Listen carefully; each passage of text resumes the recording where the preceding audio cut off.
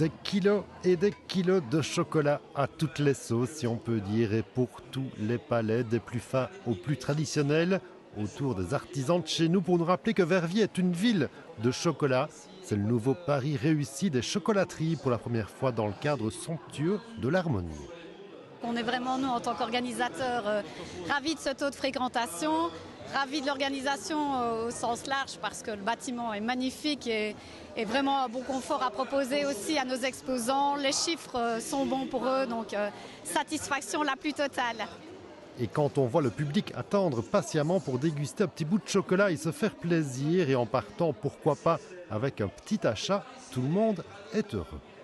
Plaisir total pour les yeux, pour le ventre, pour les enfants aussi, pour les animations. Les enfants sont ravis des animations qui sont proposées. Donc le pari est réussi en ce qui nous concerne. Ça rappelle que Verviers est une terre de chocolat aussi. Voilà, tout à fait. Ça permet de remettre un petit peu le passé, toute l'histoire des chocolateries de Verviers ici au goût du jour et puis de vraiment démontrer le savoir-faire de nos artisans chocolatiers boulangers. Et si le chocolat se décline sous différents aspects et différentes recettes, il se déguste aussi avec du vin. C'est sans doute une des originalités proposées par Bernard Charlier, celle d'associer un vin à un chocolat. Lorsqu'on a travaillé sur ce sujet pour essayer de trouver l'accord parfait, on a ouvert quelque chose comme 15-20 bouteilles pour trouver les accords parfaits. Il y a certains vins que l'on croyait bien aller et qui n'ont pas été du tout. Donc je vais dire, alors à ce moment-là, on est obligé de retravailler, de remettre en ordre toutes nos idées préconçues et de trouver des autres solutions. Essentiellement du vin rouge ?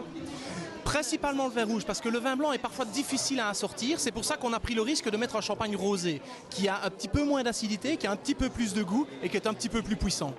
Au premier abord, c'est un peu drôle, mais c'est vrai que c'est très agréable. On apprend à pouvoir apprécier la finesse d'un vin, la finesse du chocolat, qu'à la limite, on consomme séparément, toujours sans vraiment faire une marche d'association. Et franchement, c'est chouette.